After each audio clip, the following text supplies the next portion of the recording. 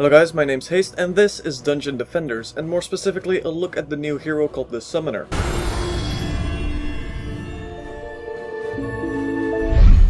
For those that don't know, Dungeon Defenders is a tower defense game by a company called Trendy Entertainment, with quite a few RPG elements here and there, such as a loot and leveling system.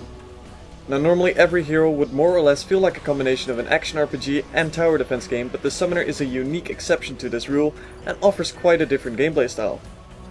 Normally, every hero would have a set of towers, unlocked at specific levels, and would be able to equip him or herself with a weapon which could either be ranged or melee, and allows for that hero to take on enemy waves on his own, in addition to using his towers of course. The Summoner however doesn't have towers, nor can he actually attack. The name should really give it away, but the Summoner summons minions onto the battlefield. These minions, which are essentially crystallized versions of enemies, act a lot like towers but can move around, and the Summoner can give them specific orders.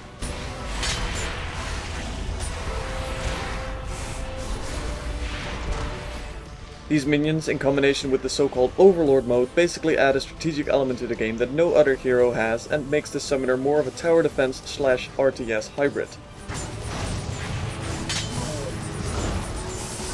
The Overlord mode basically gives you a top-down view of the whole map and allows you to carry out repairs, summon or upgrade minions, and just gives you a clear view of what is going on without actually having to move around on the ground.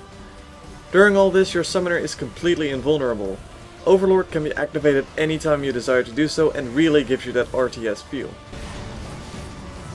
Now, as I mentioned before, the Summoner cannot attack himself. To compensate for the lack of weapon, he can instead use 2 pets at any time, whereas other heroes can only get 1, which is quite useful for statistic upgrades and can make you decent in a fight, but honestly the Summoner is clearly not designed to go charging into waves of enemies himself. And why would you, when you have an entire army under your control? The Summoner also has a couple of other abilities available to him.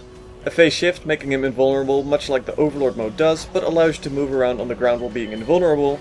A flash heal, which can be used on a specific area to heal his minions and defenses, and last but certainly not least is the ability to fly. It is also worth mentioning that summoning minions does not in fact count for the defense unit cap shared by all heroes, but instead has a specific minion units cap, shared only between other summoners, making him quite a good co-op hero.